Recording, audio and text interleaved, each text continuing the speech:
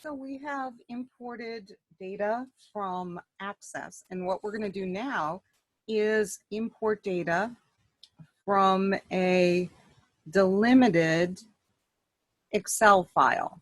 And delimited Excel files are treated like text files. So you need to go into the housing unit data worksheet. You're going to activate cell A6, and then we're going to go to data. And we're going to get external data from text. And should be in your EL2C8 folder. And for the type of file, you want to make sure that you have a CSV file selected down there. And then we're going to choose housing units and click on import. The file is delimited, and it's kind of showing you what is in the file down here, and you can actually see the commas in between the data. And you can also see that there is headings above the data. So we're going to turn on My Data Has Headers and click on Next. What we have between the data is commas, so we're going to turn that on, and that will help it identify what is in each column. And then we're going to click on Next. As far as how we format this in Excel, we're just going to use the general format. And we're going to click on Finish.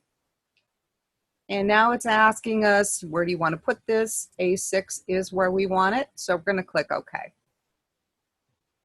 And the first thing we're going to do is adjust the column widths, because as you can see, column A is way too wide. And this should be about 5. You can see it came in much, much too big. And then for columns C, D, and E, we're going to change the width on those to 14. And we have just a couple other little formatting tasks.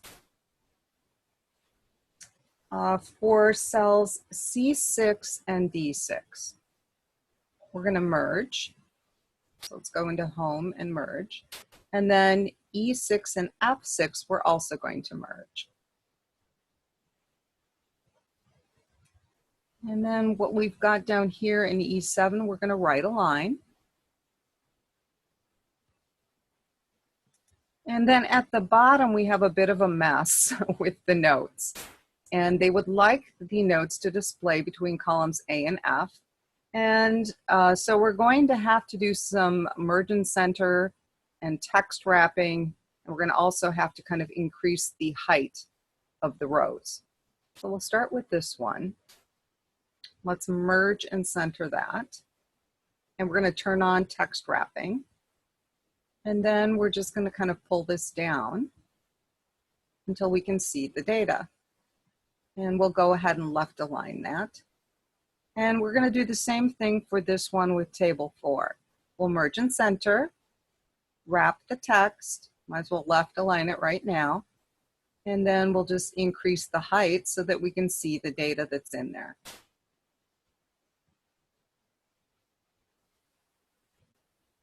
And then the last task is to change the margins, the left and right margins, to a 1/2 inch, and we are not going to actually print this. So to change our margins, we'll just go to Page Layout. I'm just going to click on the Page Setup dialog. And so you want to make sure your left and your right are at 0.5. And once you have them set to 0.5, you can click OK. And then we're going to save our changes. Now, the other thing they wanted me to show you is how to open up the delimited file right in Excel. So if we go to File and Open, I'm going to click on Browse, and you can actually open up these delimited files. So if you click on this button, you can see all of the different file types. You want to choose text file because that's where CSV is located, and then click on the housing units and click on Open, and it will open that delimited file right in Excel. So let's close that. Don't need to worry about saving it. And that brings us back to 8-Nutrien census. And we are going to save that.